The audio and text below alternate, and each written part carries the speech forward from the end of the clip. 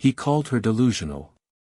When 70-year-old Margaret Chen was dragged from her crumbling Victorian home by deputies, her son David stood watching with satisfaction, briefcase in hand. "It's for your own good, Mom," he said, already calculating the property's value. But when Realtor Jennifer Walsh entered the abandoned house 3 days later, her metal detector screamed over the basement floor.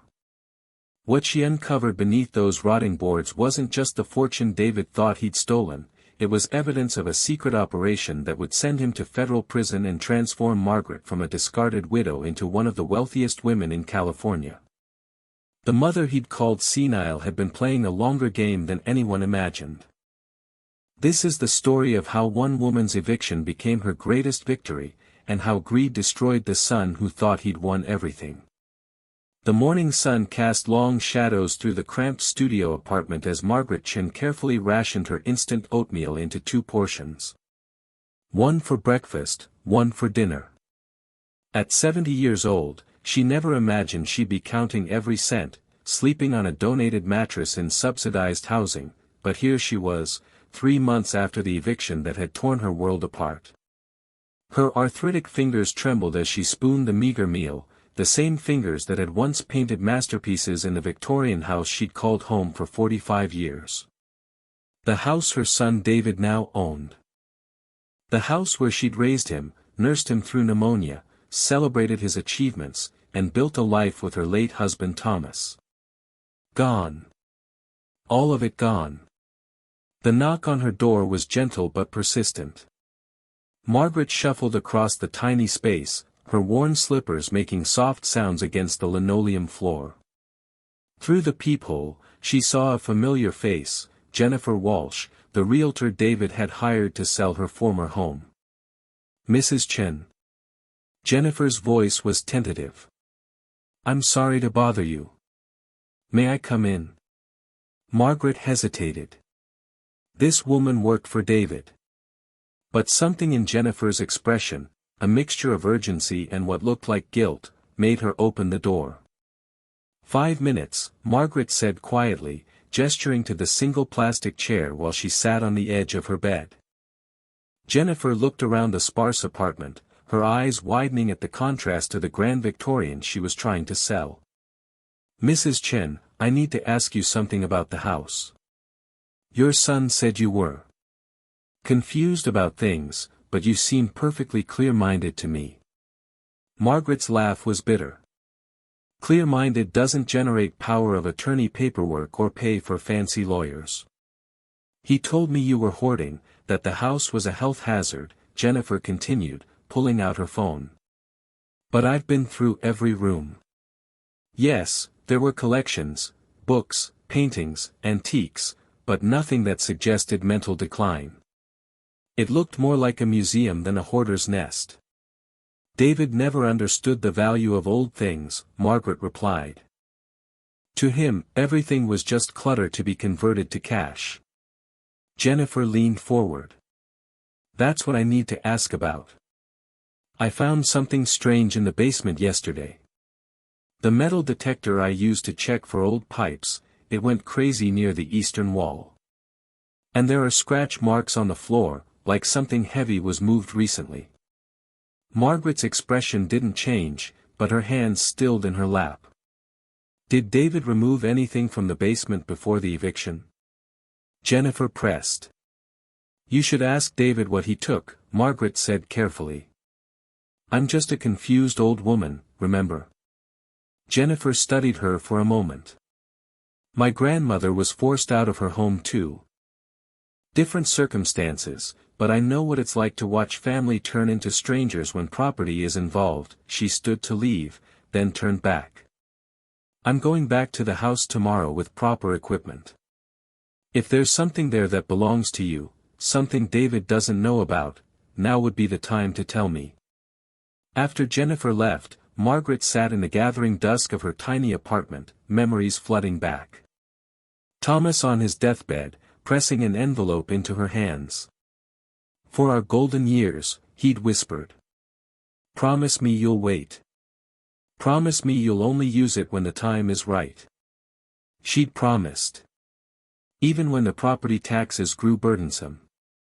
Even when the house needed repairs.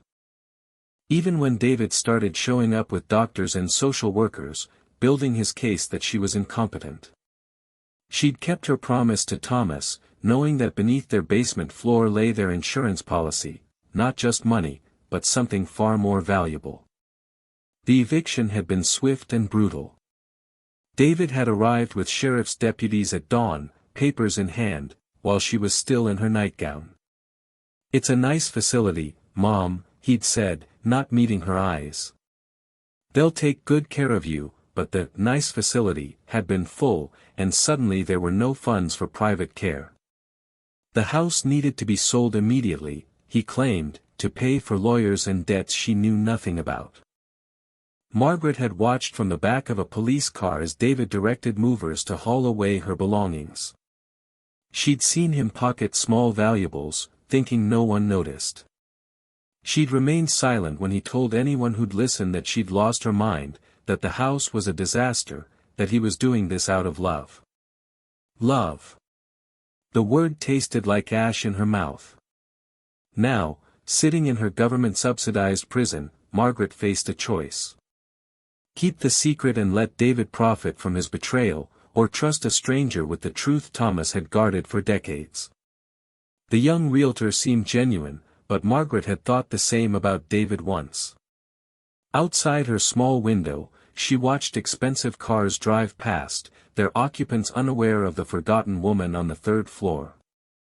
Soon, very soon, she would have to decide whether promises to the dead outweighed justice for the living. Jennifer Walsh couldn't shake the feeling that something was terribly wrong with the Chen property. She'd been a realtor for 15 years, had walked through hundreds of homes, but this Victorian house on Sycamore Street felt different.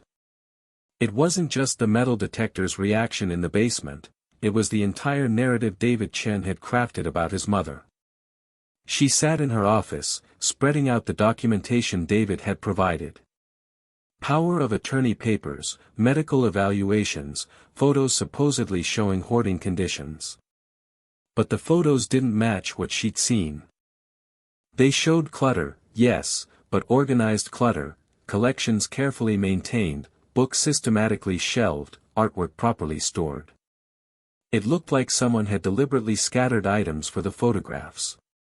Her phone rang. David Chen's name appeared on the screen. "Jennifer, I need that house on the market by Monday," he said without preamble. "I've got buyers interested in the land value alone. We can list it as a teardown." A teardown? Jennifer couldn't hide her surprise. "Mr. Chen, that's a historic Victorian.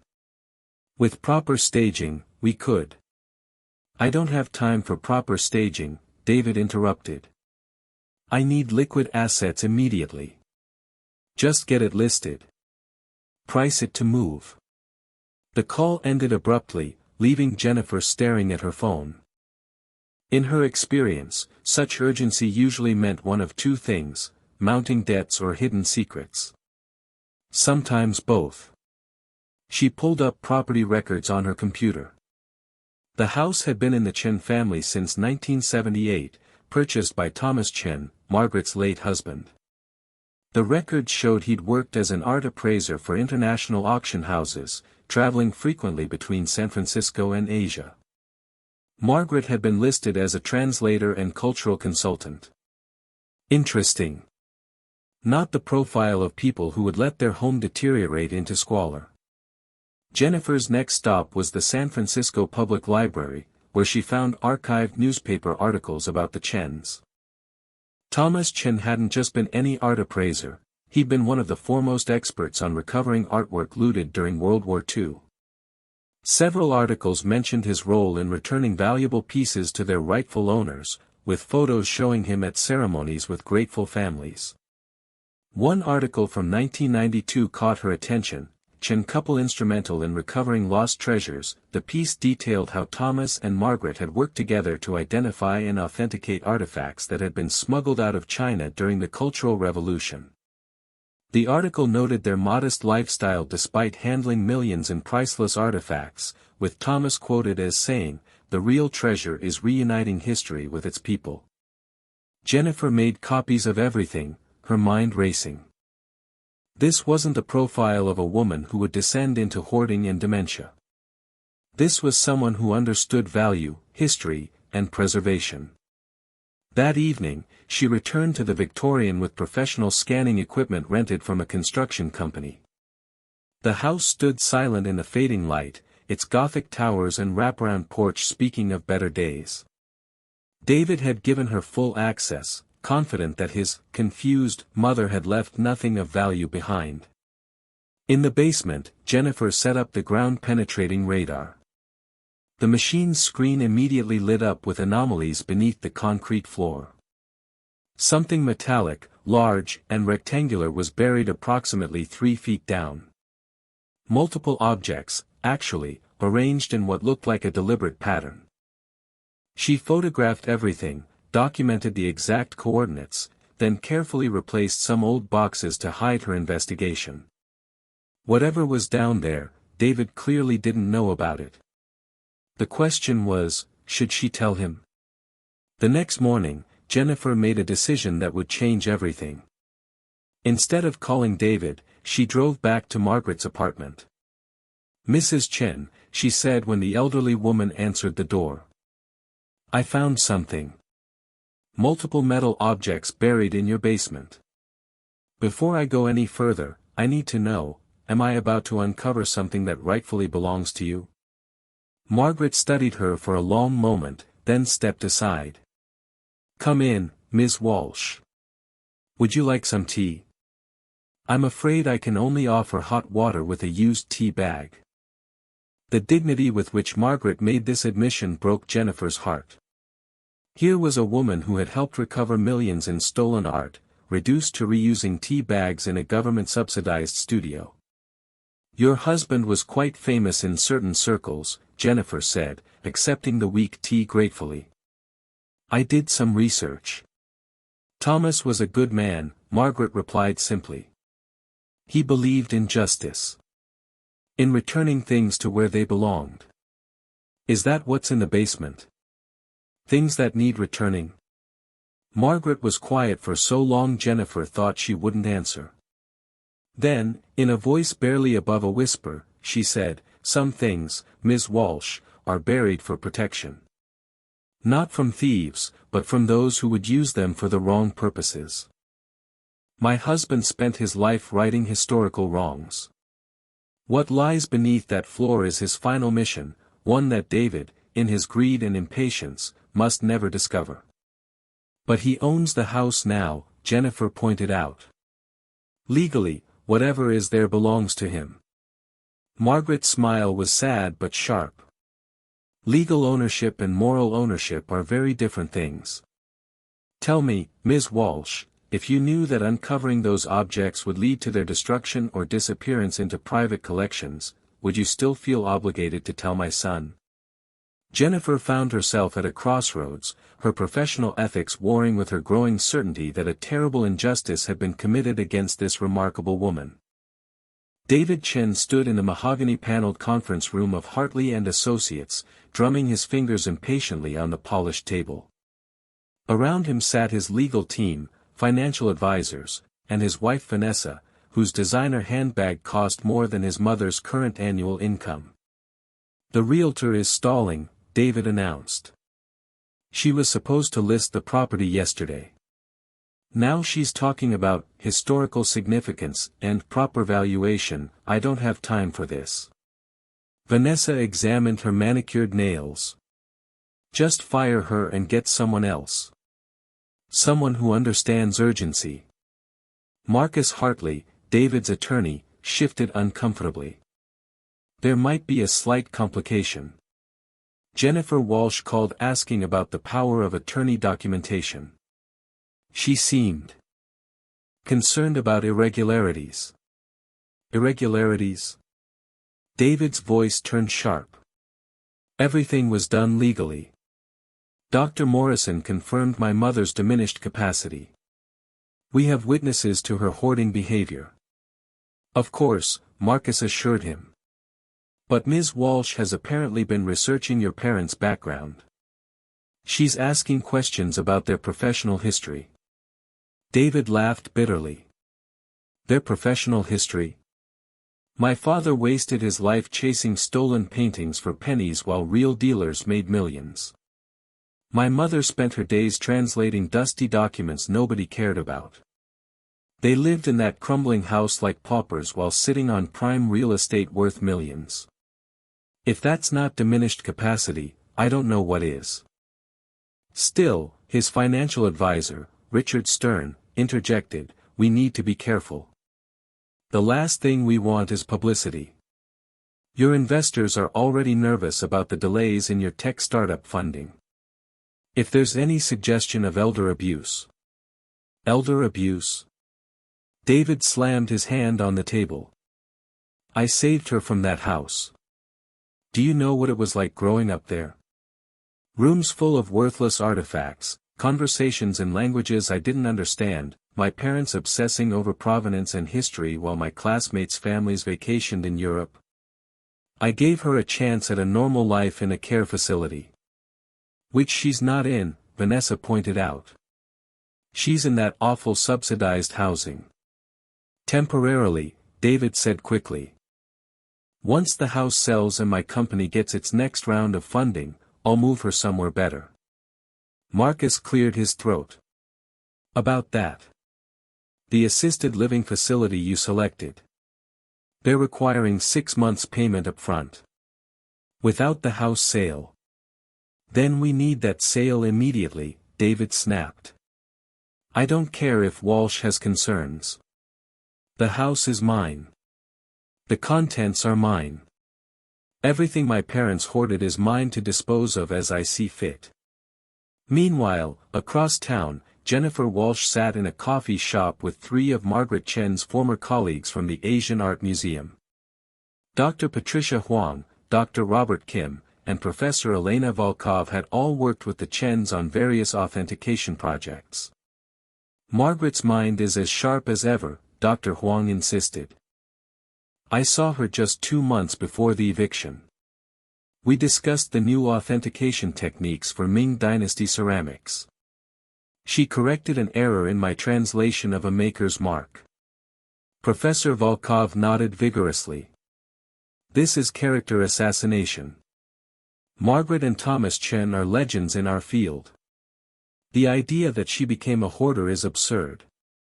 They were collectors, yes, but with purpose and expertise. What kind of things did they collect? Jennifer asked. Dr. Kim leaned forward, lowering his voice. That's the thing, they didn't collect for themselves. They were facilitators. They'd authenticate pieces, trace their provenance, and arrange for their return to rightful owners or museums.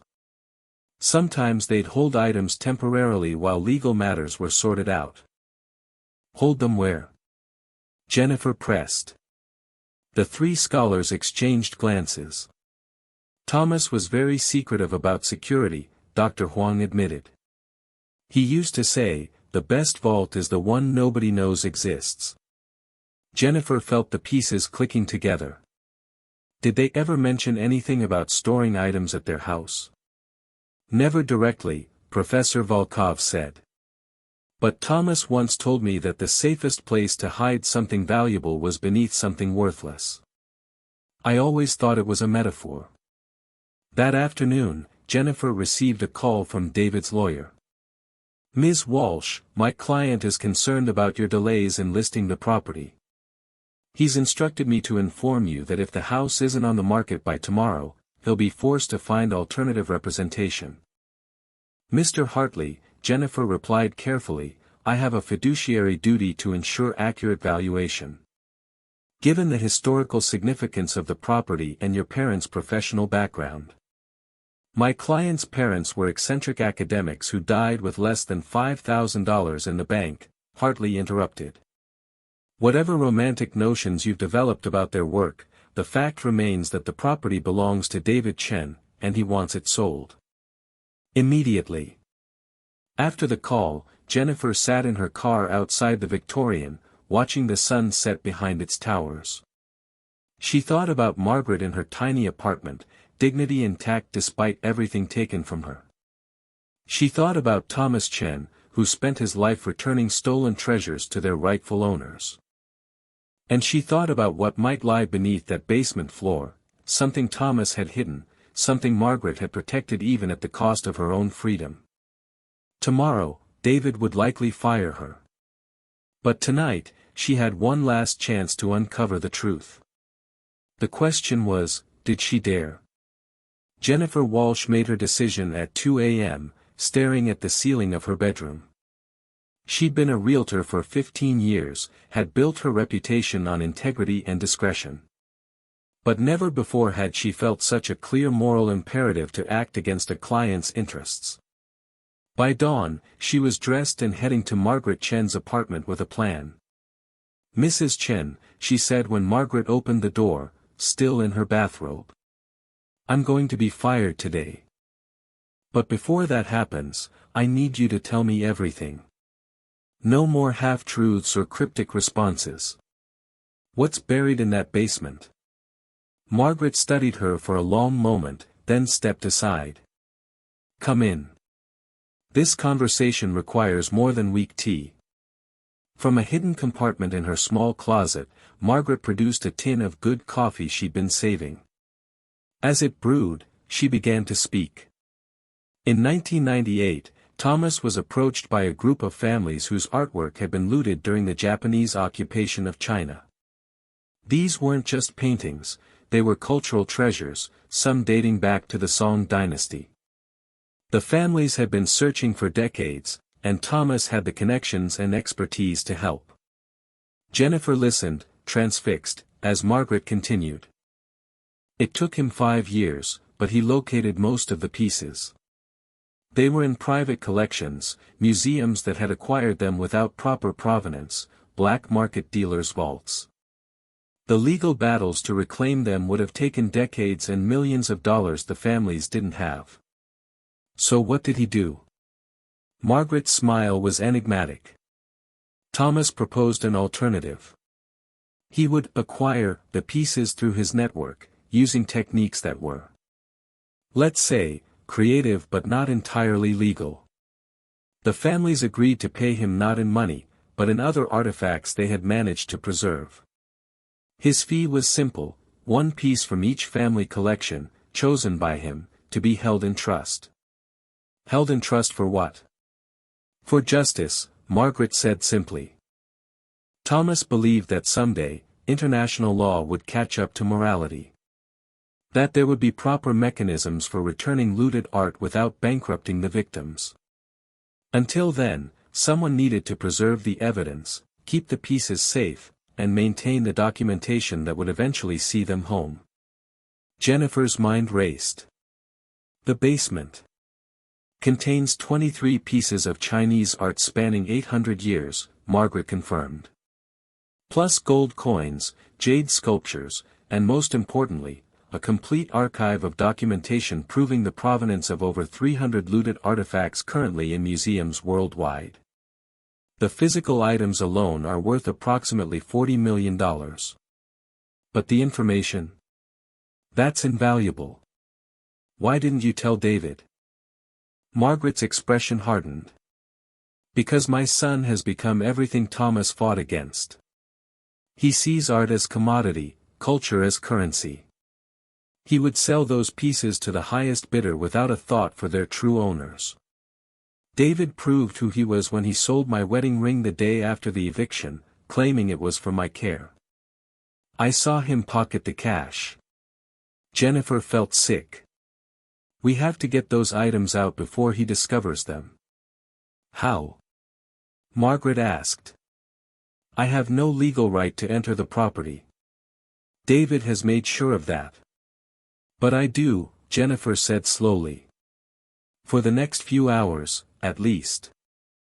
I have his written authorization to access the property for evaluation purposes. She pulled out her phone. I'm going to need help. Do you trust your former colleagues? Dr. Huang and the others? Margaret nodded. With my life. They understood Thomas's mission. The next 6 hours were a blur of activity. Jennifer coordinated with precision, calling in favors from contractors who owed her, renting equipment, and most importantly, maintaining absolute secrecy. Dr. Huang, Dr. Kim, and Professor Volkov arrived at the Victorian at 8 a.m., accompanied by 2 younger museum workers they trusted. Jennifer led them to the basement, where her ground-penetrating radar had marked the locations. "We have maybe 4 hours before David realizes I'm not listing the property and comes to investigate." The team worked with archaeological precision, carefully breaking through the concrete at the marked spots. The first sealed container emerged at 9:15 a.m., a climate-controlled box containing a Song Dynasty scroll that made Dr. Huang gasp. "The Autumn Mountains masterpiece," he whispered. "It's been missing since 1938. Box after box emerged from their concrete tombs. Each was meticulously labeled in Thomas Chen's handwriting, with documentation that would make any museum curator weep. Photographs, provenance chains, witness statements, authentication certificates, a lifetime of careful work preserved in fireproof containers. "This archive," Professor Volkov said, handling a stack of documents with reverent care, "this could rewrite the history of Asian art collecting in America." The implications for repatriation claims. At 11:30 a.m., Jennifer's phone rang. "David. Where the hell is my listing?" he screamed. "I just checked the MLS and there's nothing. Mr. Chen, I've discovered some structural issues that need to be disclosed." "I don't care about structural issues. Get that house listed now or I'll sue you for breach of contract." "I understand," Jennifer said calmly, watching as the team carefully loaded the last container into an unmarked museum van. "I'll have something for you by end of day." She hung up and turned to Margaret, who had been brought to supervise the operation. "It's done. Everything's out. But David will be here soon, and when he discovers what's missing." Margaret stood straighter than Jennifer had ever seen her, years seeming to fall from her shoulders. "Let him come. For the first time in months, I have nothing left to protect." The unmarked museum van had barely turned the corner when David Chen's Mercedes screeched to a halt in front of the Victorian. He emerged red-faced and furious, Vanessa trailing behind in her stilettos, struggling to keep pace as he stormed toward the front door. Jennifer stood on the porch, her professional composure intact despite her racing heart. Beside her, Margaret waited with the serene expression of someone who had already won, even if the victory wasn't yet apparent. "You're fired," David spat at Jennifer. "And you," he turned to his mother, "what are you doing here? This is trespassing. I'll have you arrested." "I invited her," Jennifer said smoothly. "As the listing agent, I felt it important to understand the property's full history. Your mother was providing valuable context about original architectural details." David pushed past them into the house. "I don't care about architectural details. I want this place sold." He paused in the foyer, his eyes scanning suspiciously. "Something's different. You moved things." "Standard staging preparation," Jennifer replied. "Though I should mention, Mr. Chen, that in my evaluation, I discovered some interesting historical elements that could significantly increase the property value." This caught David's attention. "What kind of elements?" Jennifer produced a folder she'd prepared. "Your father, Thomas Chen, was apparently quite prominent in the international art world. The Historical Society is interested in potentially designating this as a landmark property. That could add substantial value, though it would mean certain restrictions on renovations." David snatched the folder, flipping through newspaper clippings and authentication certificates Jennifer had copied from the rescued archive. His expression shifted from anger to calculation. "My father authenticated artwork worth millions," he muttered. "But he died with nothing. Makes no sense." He looked up sharply at Margaret. "Unless he was hiding assets." Is that it, Mother? Did Dad have a secret stash you've been sitting on? Margaret's expression didn't change. Your father believed wealth meant more than money. Spare me the philosophy, David snapped. He turned to Vanessa. Call Richard. Tell him to hire a forensic accountant. If my father was hiding assets, I want them found. To Jennifer, he added, you have 24 hours to provide a complete inventory of everything in this house. Everything. As David stormed through the rooms, yanking open drawers and peering behind paintings, Jennifer noticed something she'd missed before. In Thomas Chen's study, faint pencil marks on the doorframe, not height measurements for children, but something else. Coordinates, perhaps. Dates? She photographed them discreetly. That evening, Jennifer met Margaret and the museum team at Dr. Huang's secure storage facility. The rescued artifacts were being catalogued, each piece a testament to Thomas Chen's dedication. We found something else, Dr. Kim announced, holding up a leather journal. It was in the last container. Thomas's private notes. Margaret, did you know about this? Margaret shook her head, accepting the journal with trembling hands. As she read, her eyes widened. Oh, Thomas, she whispered. You clever, careful man. She looked up at the assembled group. This isn't just an inventory. It's a roadmap. Thomas documented not only what he saved but also what he couldn't retrieve. There's a list here of 12 major pieces still in illegal collections, complete with their locations as of 2018. Professor Volkov leaned in. May I? He studied the list, his excitement growing. These are all in California. Private collections, mostly tech moguls and entertainment industry figures. If we could prove these were illegally obtained. There's more, Margaret continued, flipping pages. Financial records. Thomas apparently maintained a separate account for what he called operational expenses. He was funding investigations, paying informants, supporting legal challenges to fraudulent ownership claims. She paused, calculating. If this account still exists, there's nearly $2 million designated for continuing his work. Jennifer felt the significance of this discovery. Where would he keep such an account? It's not in any of the standard financial documents David reviewed. Margaret studied the journal more carefully. Here, he mentions a trust. The Golden Mountain Trust, administered through a law firm in Chinatown. She looked up. Harrison Chu and Associates. Harry was Thomas's closest friend from university. I know Harry Chu, Dr. Huang said. He specializes in international art law. Very discreet, very ethical. If Thomas trusted him with this. Jennifer's phone buzzed. A text from an unknown number. Ms. Walsh, please call me immediately regarding the Chen property. Harrison Chu. The room fell silent. Jennifer looked at Margaret, who nodded. She dialed the number. Ms. Walsh, a cultured voice answered. I understand you've been asking questions about Thomas Chen's estate. I think it's time we met.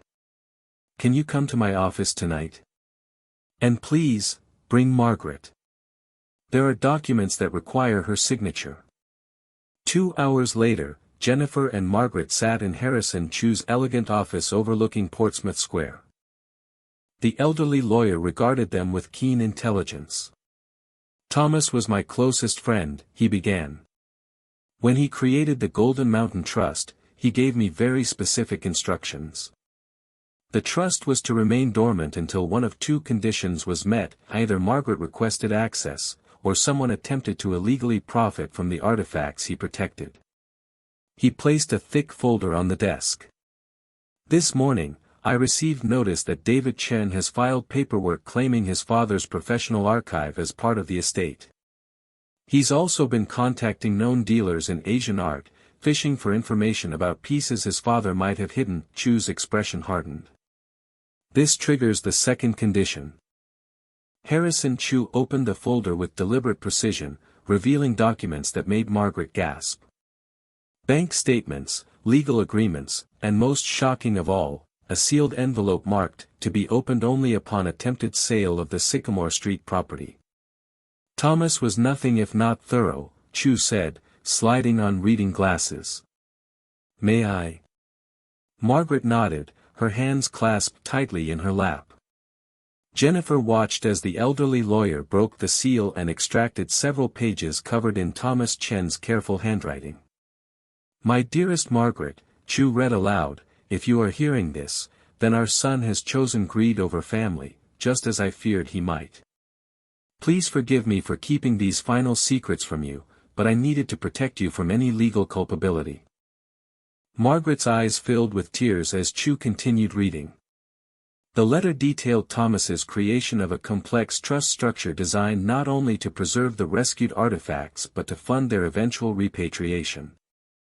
More shocking still was the revelation that Thomas had been quietly purchasing properties under the trust's name, safe houses for storing artifacts, meeting locations for discrete transactions, and rental properties whose income funded ongoing operations. The current value of the trust's real estate holdings, Chu said, setting down the letter, is approximately $68 million. The liquid assets amount to another $15 million. All of it designated for the continuation of Thomas's work, with Margaret as the sole trustee. Jennifer's phone rang, shattering the moment. David's name on the screen made her stomach drop. You lying bitch, David's voice exploded through the speaker when she answered. The basement's been excavated. Fresh concrete, fresh dirt. What did you take? Mr. Chen, I have no idea what you're talking about. Save it. I've got security footage from the house across the street. Vans at the property this morning. You and my mother. I'm filing charges for theft and trespassing. You're going to prison, both of you. The line went dead. Jennifer looked at Chu, who remained remarkably calm. Security footage could be problematic, the lawyer mused. Unless, of course, what was removed from the property already belonged to Margaret through the trust. Jennifer, what exactly was recovered this morning? Jennifer chose her words carefully. Items that Dr. Huang and his colleagues identified as being held in custodial care, pending proper repatriation. Nothing that was part of the estate David inherited. Excellent, Chu smiled. Then we have no problem. The trust documents, which predate David's power of attorney by 15 years, clearly state that all artifacts in Thomas's custody remain property of the Golden Mountain Trust, regardless of their physical location. A loud bang interrupted them. Through the office window, they could see David on the street below, pounding on the building's locked entrance. Vanessa stood beside him, speaking rapidly into her phone. Security will handle him, Chu said dismissively. But this behavior confirms we need to act quickly. Margaret, as trustee, you have full authority to liquidate trust assets as needed for protection and legal defense. I suggest we immediately transfer funds to secure proper representation and housing for you. I don't want his money, Margaret said quietly. I want justice. For Thomas, for the families still waiting for their treasures, and yes, for myself. It's not his money, Chu corrected gently. It never was. This is restitution funds, collected from those who profited from cultural theft. Thomas was very clear, these resources exist to right historical wrongs. Over the next hour, while security kept David at bay, Chu walked them through the full scope of Thomas Chen's secret legacy. The trust owned 6 properties in San Francisco alone, 12 more across California, and maintained partnerships with law firms in 7 countries. All of it hidden beneath layers of legal structures that David's forensic accountants would never penetrate. Your son can rage all he wants, Chu concluded. But legally, he inherited exactly what Thomas intended, the family home and its conventional contents. Everything else belongs to the trust, and now to you as its administrator." Margaret stood, her bearing regal despite her modest clothes. "Then I know what must be done. Harry, I want you to file papers immediately. I'm challenging the power of attorney on grounds of fraud and elder abuse. I want my house back." "The evidence of David's deception is substantial," Chu agreed. "The doctors he hired have questionable histories. The photos were staged. And most damningly, he's been siphoning money from accounts he claimed were frozen. I can have papers filed by morning." As they prepared to leave through a private exit, avoiding David's continued tantrum at the front entrance, Jennifer's phone buzzed with a message from Dr. Huang, urgent. "One of the pieces we recovered, the Tang Dynasty horse, it's not just valuable. It's evidence in an active FBI investigation into artifact smuggling. The Bureau wants to speak with Margaret immediately." Jennifer showed the message to Margaret and Chu. The lawyer's expression grew grave. "This changes everything," he said. "If the FBI is involved, David's threats become meaningless. But it also means Margaret needs protection. Real protection." Margaret squared her shoulders. "Thomas spent his life fighting these battles in the shadows. Perhaps it's time to bring them into the light." As they slipped out through the building's garage, Jennifer couldn't shake the feeling that they had just crossed a point of no return. The secrets Thomas Chen had protected were about to explode into public view, and David's rage would be the least of their concerns. The FBI field office in San Francisco was a fortress of glass and steel, its modernist architecture a sharp contrast to the Victorian elegance of the Chen family home. Margaret sat between Jennifer and Harrison Chu in a conference room on the 15th floor, facing three federal agents who looked like they'd stepped out of a crime procedural. Special Agent Sarah Kim, the lead investigator, placed a photograph on the table. The Tang Dynasty horse they'd recovered from the basement gleamed in professional lighting, every detail of its ancient craftsmanship visible. "Mrs. Chen," Agent Kim began, "this piece was reported stolen from the Shaanxi History Museum in 1997. It's been the subject of an international investigation for over 2 decades. Can you explain how it came to be in your basement?" Margaret straightened in her chair. "My husband recovered it from a private dealer in 2003. The dealer had no idea it was stolen, he'd purchased it from what he believed was a legitimate European auction house. And instead of returning it to the museum, your husband kept it." Agent Martinez, Kim's partner, interjected. "He tried to return it," Margaret replied firmly. The museum, however, was in the midst of a corruption scandal. 3 different directors had been arrested for selling authentic pieces and replacing them with forgeries. Thomas didn't know who to trust. Harrison Chu slid a folder across the table. "My client's late husband maintained meticulous records. You'll find correspondence here showing his attempts to establish a secure channel for repatriation. He was waiting for a trustworthy contact." Agent Kim examined the documents, her expression shifting from skepticism to interest. "This is incredibly detailed. He documented every step, every contact, every concern." She looked up. "Mrs. Chen, are you aware that your husband's name appears in several of our cold case files? Always as someone who had information but could never quite be located." Thomas was careful, Margaret admitted. He'd seen what happened to others who tried to do the right thing. Threats, lawsuits, even violence. He believed patience was safer than haste. "What else did you recover from the house this morning?" Agent Martinez asked. Jennifer started to object, but Margaret placed a gentle hand on her arm. 22 other pieces, all with similar stories. Plus documentation that could help solve dozens of your cold cases." The agents exchanged glances. Agent Kim leaned forward. "Mrs. Chen, what you're describing could be the breakthrough we've needed in multiple international investigations. Would you be willing to cooperate fully? Under certain conditions, Harrison Chu interjected. My client needs immunity from any charges related to possession of these items.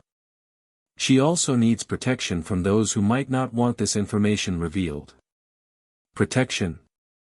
Agent Martinez raised an eyebrow. Has someone threatened you? Margaret smiled grimly. Not yet. But when word spreads that I have evidence linking respected collectors to artifact smuggling, I expect that to change. Agent Kim made a decision. We can offer full immunity and witness protection if needed. But we need everything, every piece, every document, every name. There's one more thing, Margaret said. My son David is currently trying to have me declared incompetent and arrested for theft. He's hired investigators, filed false reports, and is attempting to seize assets that belong to a trust established by my husband. I need that stopped. Consider it done, Agent Kim said. Based on what you've shown us, you're now a key witness in federal investigations. Anyone interfering with you will be interfering with the FBI, she turned to her colleagues. Contact the San Francisco PD. Any charges against Mrs. Chen or Ms. Walsh are to be dropped immediately. 2 hours later, after providing initial statements and arranging for the secured transfer of all artifacts to FBI custody, Margaret emerged from the federal building feeling something she hadn't experienced in months: hope. The sensation was short-lived.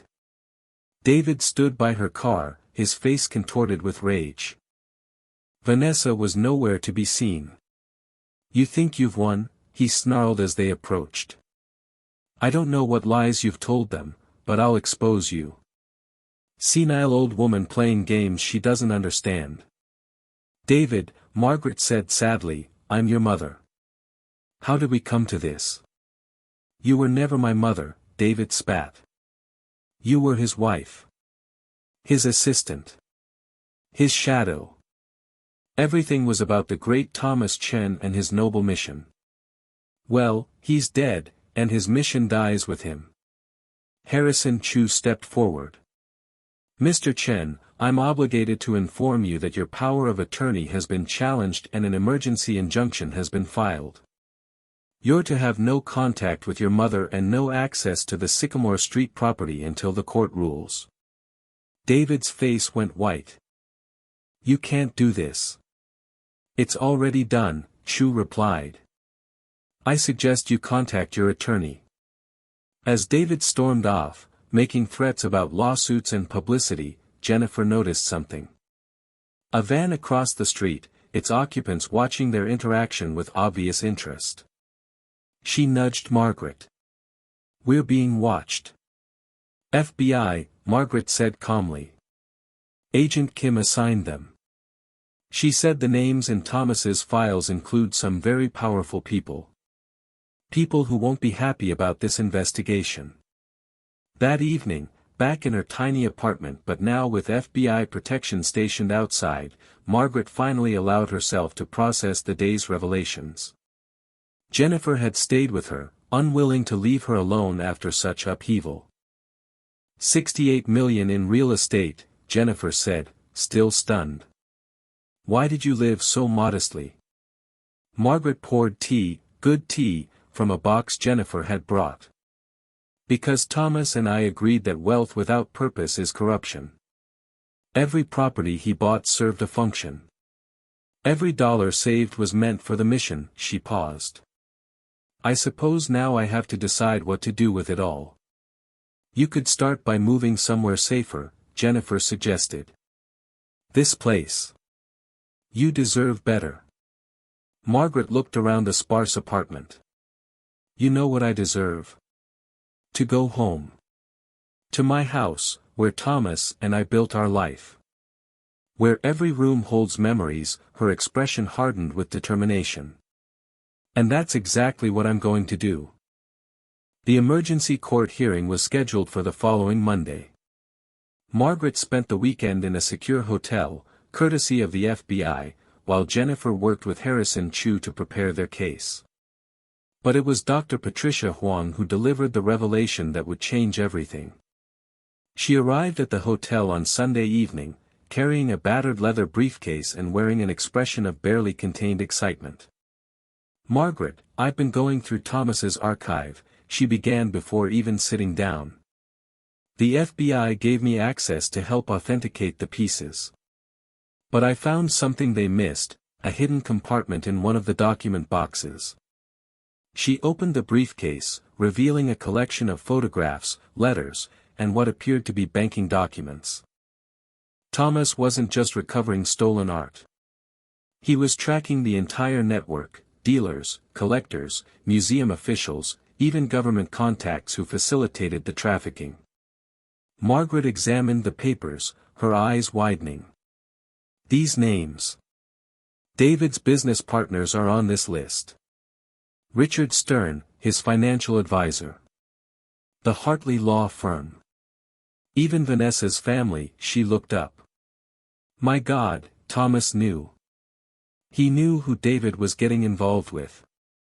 "It's worse than that," Dr. Huang said. "Look at these banking records. David wasn't just taking their investment money for his startup. He was helping them launder money through tech company shares. Your son stumbled into the exact network Thomas spent decades documenting." Jennifer felt the pieces falling into place. That's why David was so desperate to get the house sold quickly. He must have suspected Thomas had evidence hidden somewhere. But he didn't know where or what, Harrison Chu added, having arrived to hear Dr. Huang's revelation.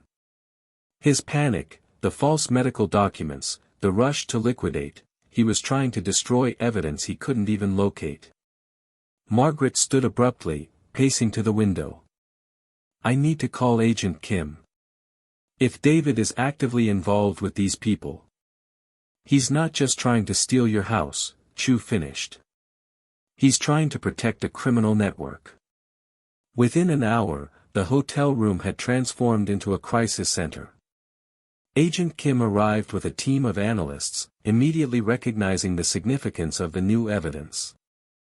"This is a roadmap to one of the largest artifact smuggling operations on the West Coast," she said, studying Thomas's meticulous charts. "Your husband didn't just collect evidence, he mapped their entire structure. And your son," she paused, choosing her words carefully. "Your son appears to have become their unwitting money launderer." "Unwitting?" Margaret asked sharply. "Initially, perhaps. But these recent transactions suggest he knew exactly what he was doing. The urgency to sell your house coincides with a federal investigation into his company's funding sources. He needed to liquidate assets before we froze them." The implications were staggering. David hadn't just betrayed his mother for money, he'd entangled himself with the very criminals his father had spent a lifetime opposing. "There's more," Dr. Huang said quietly. She produced a final document from the briefcase.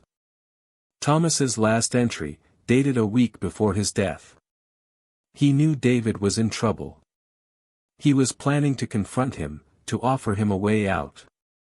Margaret read her husband's words through tears. "David has lost his way, seduced by easy money and false promises. I've failed as a father, keeping too many secrets, thinking I was protecting him. If something happens to me before I can save him, I trust Margaret to be stronger than I was. The evidence must see light, even if it destroys our son. Justice cannot be selective, or it isn't justice at all." The room fell silent. Finally, Agent Kim spoke. "Mrs. Chen, we need to move on this immediately. Tomorrow's hearing." "We'll proceed as planned," Margaret interrupted, steel in her voice. "But tonight, you arrest them all. David, his partners, the entire network. Use Thomas's evidence. End this." "Margaret," Jennifer said gently, "are you sure? This is your son." Margaret turned from the window, her face aged but resolute. My son died the day he drugged me, staged those photos, and had me dragged from my home in handcuffs. The man you'll arrest tonight is someone else, someone who chose greed over family, crime over honor." She paused. Thomas would understand. He would even approve. The next hours unfolded like a choreographed operation.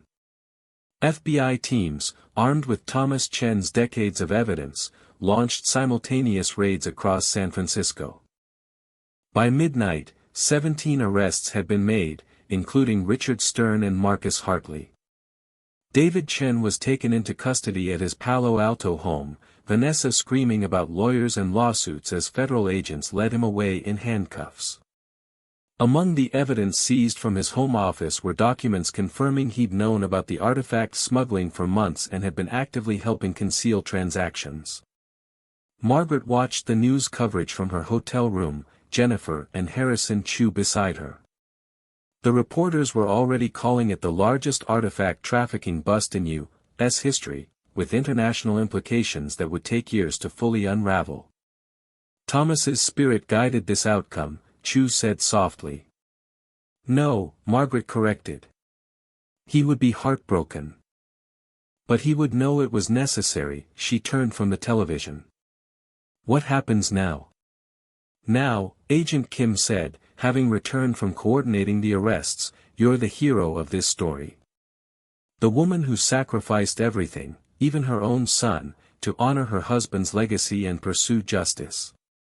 The courts will restore your property, your assets, and most importantly, your dignity. But Margaret wasn't thinking about property or assets. She was thinking about Thomas, about the life they'd built together in service of something greater than themselves.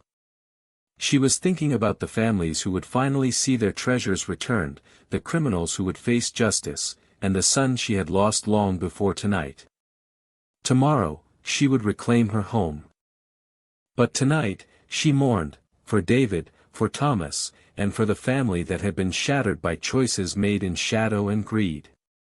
The courtroom was packed beyond capacity on Monday morning, journalists cramming into every available space as word of the FBI raids dominated the news cycle. Margaret sat at the plaintiff's table, dressed in a simple black suit Jennifer had helped her select, her posture straight despite the weight of the previous night's events.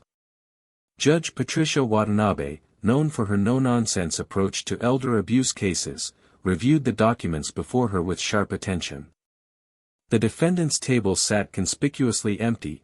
David Chen was in federal custody, his lawyers scrambling to address criminal charges that superseded this civil matter. This is highly unusual, Judge Watanabe began.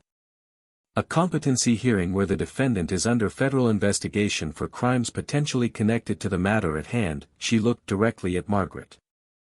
Mrs. Chen, given your son's absence, would you prefer to postpone? Margaret stood, her voice clear and unwavering. No, Your Honor. I've waited long enough to reclaim my life. Harrison Chu presented their case methodically. The staged photographs were exposed through metadata analysis, showing they'd been taken on the same day, with items deliberately scattered. The medical evaluations were dissected, revealing the doctors' histories of providing favorable diagnoses for conservatorship cases. Most damning was the paper trail showing David had been siphoning funds while claiming his mother was incompetent to manage finances.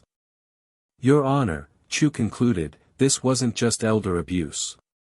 It was a calculated attempt to seize assets and destroy evidence of criminal activity. Mrs. Chen's only diminished capacity was trusting a son who viewed her as an obstacle to his ambitions. Judge Watanabe's ruling was swift and scathing. The power of attorney was revoked, the eviction reversed, and a restraining order issued. But as Margaret rose to leave, finally vindicated, chaos erupted outside the courthouse. Vanessa Chen stood on the steps, mascara streaming, addressing a cluster of news cameras. This is a witch hunt, she cried. An old woman's delusions destroying a good man. My husband's only crime was trying to protect his senile mother from herself. The crowd parted as Margaret emerged, and suddenly Vanessa was in her face, screaming accusations. You destroyed him. Your precious husband is dead, and you couldn't stand to see David succeed where Thomas failed. Security moved to intervene, but Margaret raised a hand, stopping them. She faced her daughter-in-law with calm dignity. Thomas didn't fail, Vanessa. He chose integrity over wealth. He chose justice over comfort. David had the same choice, and he chose differently. You sanctimonious bitch, Vanessa snarled. You have no idea what it's like in the real world. Your husband played with stolen goods while real people built real businesses. Built on money laundered through artifact smuggling, Agent Kim interrupted, appearing beside Margaret. Mrs. Chen, we should go. And Mrs. Vanessa Chen, you should contact your attorney. We have questions about your family's import business. Vanessa's face went white as the implications hit her. She stumbled backward, her bravado crumbling. The cameras captured every moment as the FBI agent escorted Margaret to a waiting vehicle, leaving Vanessa to face the growing crowd of reporters alone. The drive to the Victorian on Sycamore Street was surreal. Margaret had left in a police car in her nightgown, humiliated and powerless. She returned in an FBI escort, vindicated but forever changed. The house stood waiting, its Gothic towers reaching toward an overcast sky. Jennifer met her at the door with a key, her own key, to her own home. Welcome back, she said simply. The interior was different. David's searching had left drawers open, furniture moved, artwork disturbed. But the bones of the home remained, the memories embedded in every surface, the echo of Thomas's presence in his carefully preserved study. Margaret moved through the room slowly, touching familiar objects, reclaiming her space. In the basement, the excavated floor gaped like a wound, but even that seemed appropriate, secrets exposed, hidden things brought to light. Mrs. Chen. Agent Kim had followed her down. We'll need you to testify. Not just about the artifacts, but about the network.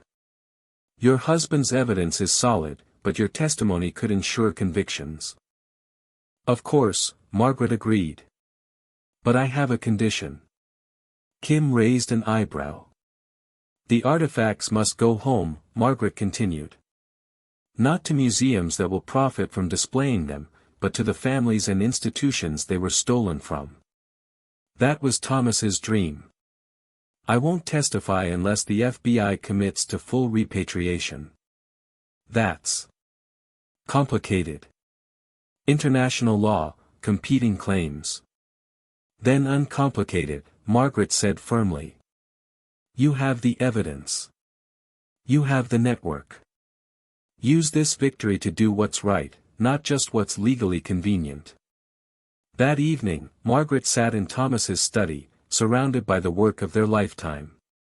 Dr. Huang and the other museum colleagues had gathered, bringing wine and food, transforming the wounded house into something resembling home again. What will you do now? Professor Volkov asked. With the trust money, the properties, all of it. Margaret had been thinking about this all day. I'm going to finish what Thomas started. Every property will become a safe house for returning artifacts. Every dollar will fund repatriation efforts. And this house, she looked around the study. This house will become a center for training others to continue the work. The Thomas Chen Institute for Cultural Justice, Dr. Huang suggested. Margaret smiled, the first real smile since Thomas's death. He would have hated having his name on a building, she paused. So naturally, that's exactly what we'll call it. As her friends laughed and planned, Margaret felt a presence, not ghostly, but remembered. Thomas would have loved this moment, seeing his secret work transformed into an open mission. The shadows he'd worked in were finally giving way to light. But challenges remained. David's trial would be painful. The network would fight back. And somewhere in the evidence Thomas had gathered were secrets that powerful people would kill to protect. The Thomas Chen Institute for Cultural Justice officially opened 6 months later, on what would have been Thomas's 72nd birthday. The Victorian on Sycamore Street had been transformed. The ground floor now featured exhibition spaces displaying rotating collections of repatriated artifacts, while the upper floors housed research facilities and secure storage. The basement, once a hidden vault, had become a state-of-the-art conservation laboratory.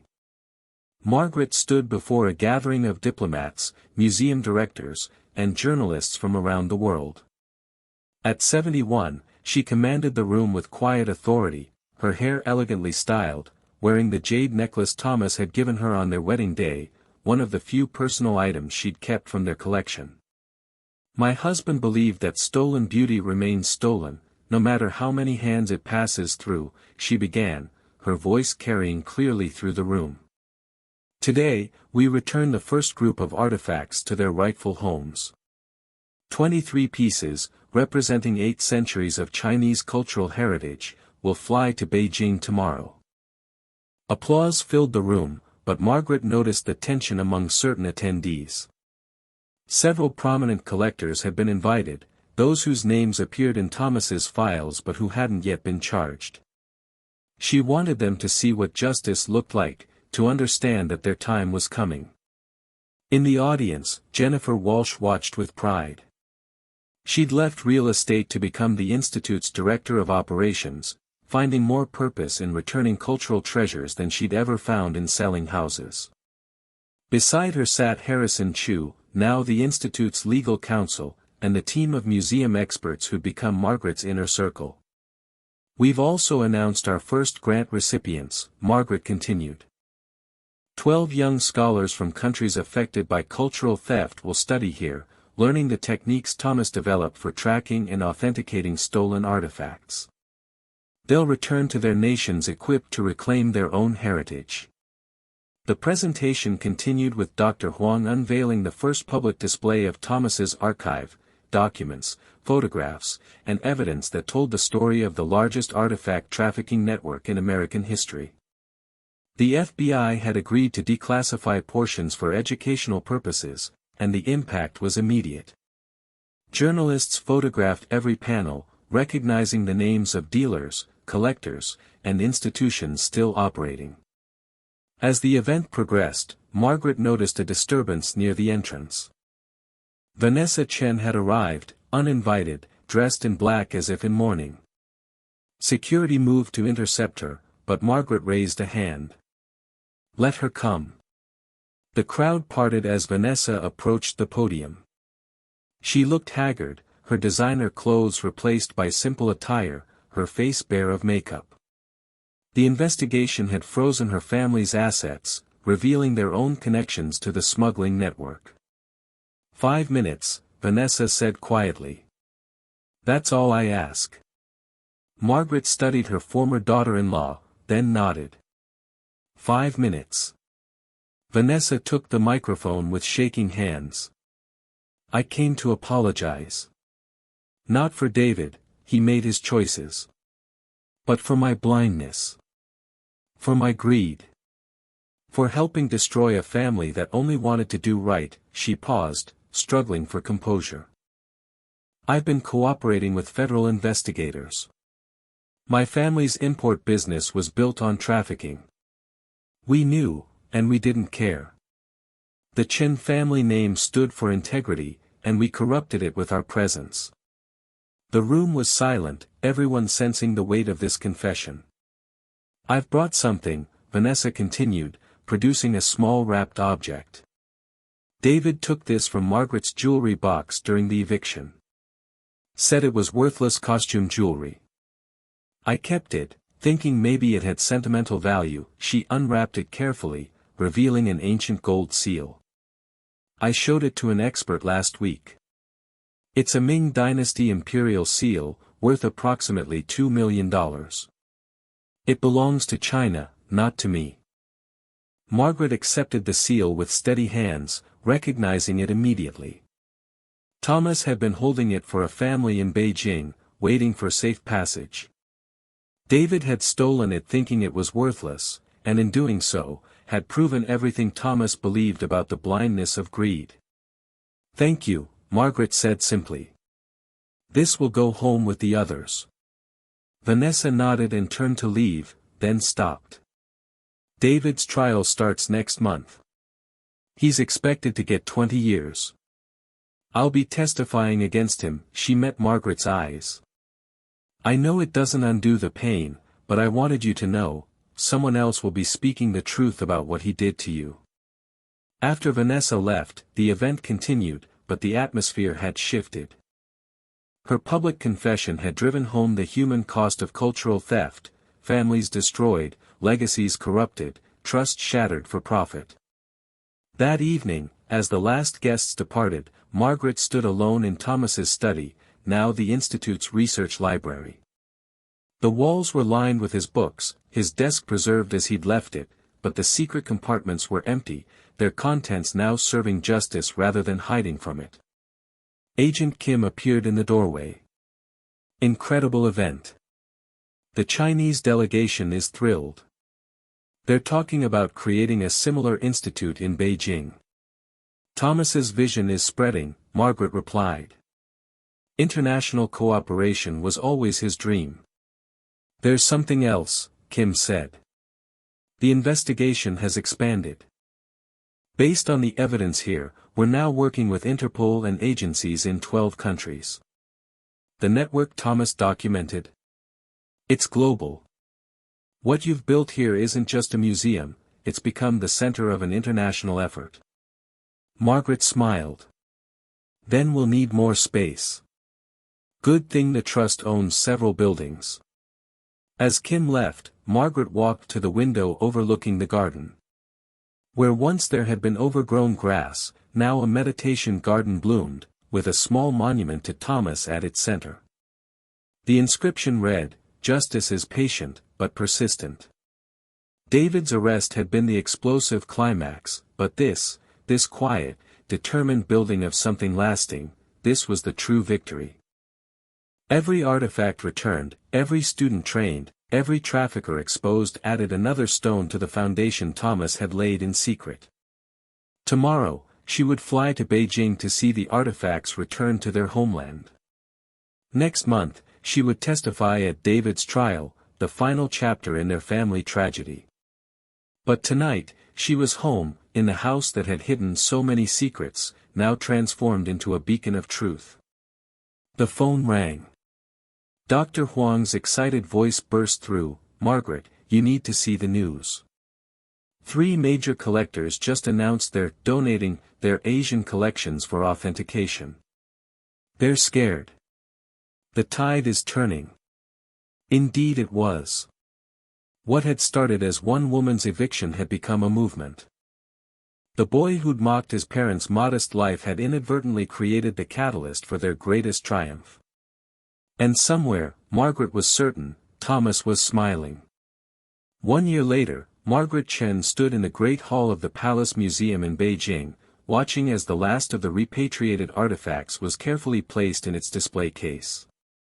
The Tang Dynasty horse that had started everything gleamed under carefully calibrated lighting, finally home after decades in exile. The Chinese Minister of Culture approached, accompanied by international dignitaries and museum directors from around the world. "Mrs. Chen," he said in perfect English, "what you've accomplished goes beyond returning objects. You've changed how the world thinks about cultural heritage." The numbers were staggering. In 12 months, the Thomas Chen Institute had facilitated the return of over 400 artifacts to 6 countries. The FBI's ongoing investigation, built on Thomas's evidence, had resulted in 47 convictions and recovered pieces worth an estimated $300 million. More importantly, the Institute's training program had created a network of young experts committed to continuing the work. Jennifer Walsh, now standing beside Margaret in an elegant suit that reflected her transformation from struggling realtor to international cultural advocate, smiled at her mentor. "The Singapore branch opens next month," she reported. "And the Smithsonian wants to partner on a joint program." Margaret nodded, but her attention was drawn to a familiar figure entering the hall. David Chen, accompanied by federal marshals, had been granted permission to attend the ceremony. He was thinner now, his expensive suits replaced by a simple gray outfit, his arrogance tempered by 10 months in federal custody awaiting sentencing. Their eyes met across the room. Margaret saw flashes of the boy he'd been, eager for approval, desperate to prove himself, always feeling overshadowed by parents who valued purpose over profit. She'd testified at his trial, telling the truth without vindictiveness, and the judge had noted her remarkable lack of bitterness. David approached slowly, his guards maintaining a discreet distance. "Hello, Mother." "David," she acknowledged. "I wanted to see it," he said, gesturing to the displays. "What Dad spent his life protecting. What I tried to destroy." His voice was different, stripped of its usual calculation. 20 years. That's what they gave me. Vanessa divorced me, took what little wasn't seized. My company's gone. Everything I built turned out to be nothing.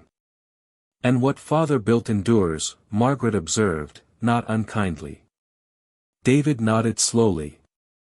"I've been reading about the Institute. About what you're doing. It's remarkable." He paused, seeming to struggle with words. "I was wrong. About everything. About you, about Dad, about what mattered." "Yes," Margaret agreed simply. "You were. The prosecutors say if I cooperate fully, help them understand the financial structures, I might get reduced time. Maybe 15 years instead of 20." And she looked at her directly for the first time.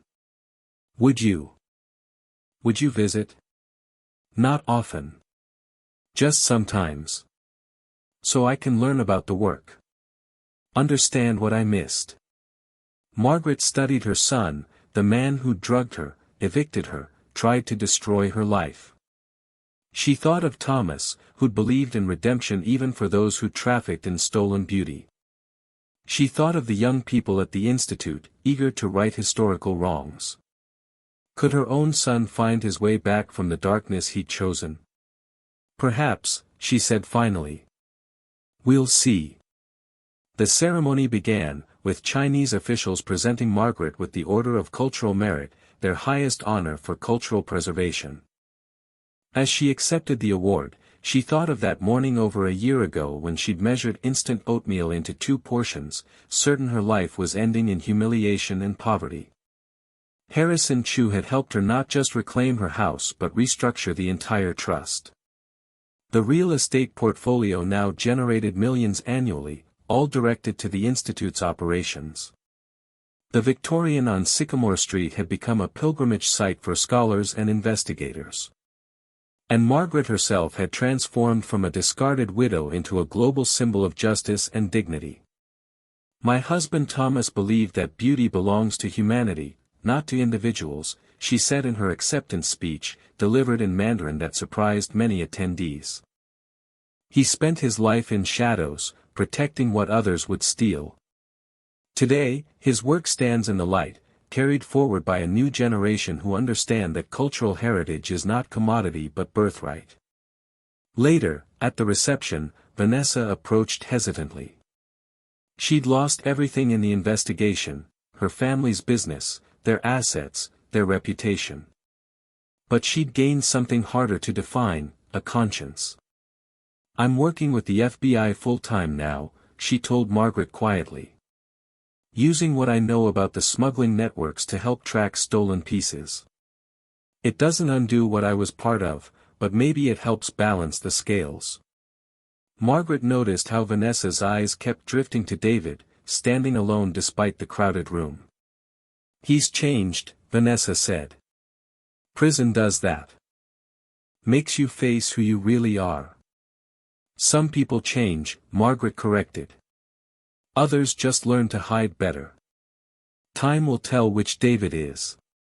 As the evening progressed, Margaret found herself on a balcony overlooking Beijing's glittering skyline. Dr. Huang joined her, champagne in hand. "This achievement belongs to Thomas as much as you," she said. "You've done the impossible, turned a personal tragedy into a global movement." Margaret smiled, thinking of her husband's gentle presence, his quiet determination. "He always said the longest journey begins with a single step. He took the first 1,000 steps in secret. I just had the privilege of completing the journey in daylight." Her phone buzzed with a message from Agent Kim, breakthrough in the European network. 12 museums ready to audit their collections. The Institute's authentication protocols are becoming the gold standard. You've changed everything. Indeed, everything had changed. The woman who'd been evicted by her son as a worthless burden had become the guardian of cultural treasures worth hundreds of millions. The house that held secrets now trained seekers of truth. The family torn apart by greed had inadvertently sparked a revolution in cultural justice.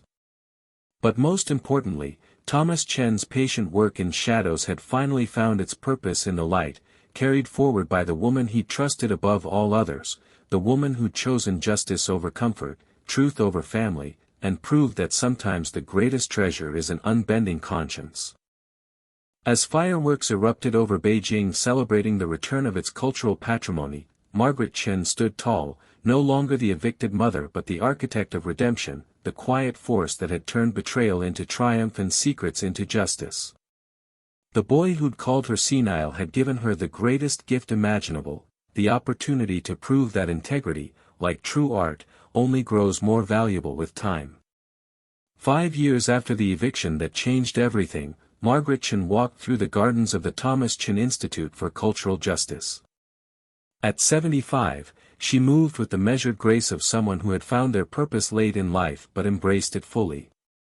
The Victorian on Sycamore Street was no longer just a house, it had become a symbol recognized worldwide. "Grandma Chen." A young voice called out in accented English. Lu Wei, one of the Institute's scholarship students from rural China, ran toward her with barely contained excitement. The authentication came through. "The bronze vessel my village has protected for generations, it's real.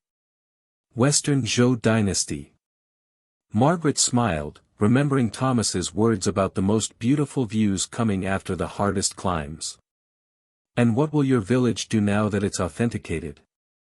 "The elders want to loan it to our provincial museum, but with the Institute's protocols ensuring it stays in village ownership," Lu Wei replied. "Just like you taught us, share the beauty, keep the rights." This was the revolution Thomas had dreamed of but never lived to see. Not just returning stolen artifacts, but empowering communities to protect and share their own heritage. The Institute now operated in 12 countries, had authenticated over 3,000 pieces, and trained hundreds of young advocates like Lu Wei. Jennifer approached, tablet in hand, now serving as the Institute's global director. The former Realtor had become one of the world's foremost experts on cultural patrimony law. "Margaret, there's someone here to see you. He's in the memorial room." Margaret found David standing before his father's portrait in what had once been Thomas's study. He'd been released after serving 4 years, his sentence reduced for extensive cooperation that had led to the collapse of 3 major trafficking rings. Prison had aged him, his hair was gray now, his face lined with hard-earned wisdom. "I come here sometimes," he said without turning. "Jennifer lets me in. I stare at his photo and try to understand how I missed it, everything he was trying to teach me." "What do you see now?" Margaret asked. David finally faced her. A man who understood that real wealth can't be deposited in banks. Who knew that integrity compounds faster than interest, he paused. "I've been working with the FBI's art crime unit. Turns out I'm good at following financial trails, all those years of laundering taught me how criminals think." "And this work fulfills you?" "It's a start," David admitted. "Every piece we recover, every trafficker we catch, it's like paying back a debt I can never fully repay. To Dad. To you. To everyone I hurt." They stood in comfortable silence, a mother and son separated by choices but united by blood. The afternoon sun slanted through the windows, illuminating dust motes that danced like golden spirits. "There's something I need to tell you," David said. "Vanessa and I have been talking. Not romantically, that's over forever. But we're both trying to make amends. She's helped recover over 50 pieces through her family's old networks. We're thinking of starting a foundation, the Thomas Chen Recovery Fund." Margaret's eyebrows rose. She recognized the pattern. Thomas had used various names for different operations, always keeping his true identity protected until the very end. David smiled slightly. "We thought it was appropriate. Supporting the children of families destroyed by artifact trafficking. Giving them education, opportunities. Dad saved objects, we want to save people." "Your father would appreciate the poetry of that," Margaret said. "Creating new identities from old wounds." A knock interrupted them. Dr. Huang entered, her face glowing with excitement. "Margaret, Beijing just called. The State Council wants to replicate our entire program nationally. Every province will have an institute-trained team. They're calling it the Chen Protocol." Margaret felt Thomas's presence strongly then. The quiet man who'd worked in shadows now had his methods encoded in international law. The Chen Protocol was being adopted by UNESCO, turning one couple's mission into global policy. That evening, the institute hosted its annual gala. Diplomats, scholars, and reformed collectors mingled in the gardens where Margaret had once grown vegetables to save money. She moved through the crowd, no longer the desperate woman counting pennies, but still the same person at heart, someone who understood that true value lay beneath surfaces. Harrison Chu, now in his 80s but still sharp, raised a toast. To Margaret Chen, who proved that one person's stand against injustice can reshape the world. And to Thomas Chen, whose patience and foresight made it all possible. As glasses clinked, Margaret noticed movement by the garden gate. A young couple stood there, tourists, by their appearance, consulting a guidebook. "Excuse me," the woman called out hesitantly. "Is this the house from the news story? Where the lady was evicted and then found all the treasures?" Jennifer started to politely redirect them, but Margaret intervened. "Yes," she said, approaching the couple. "This is that house. Would you like to hear the real story?" For the next half hour, Margaret stood with the young couple in the garden, telling them about Thomas, about justice, about how the longest journeys begin with single steps. They listened with rapt attention, especially when she showed them the bronze plaque by the door, the Thomas Chen Institute, where hidden truth finds light. "My husband hid beauty to protect it," she concluded. "But protection without purpose is just another form of theft.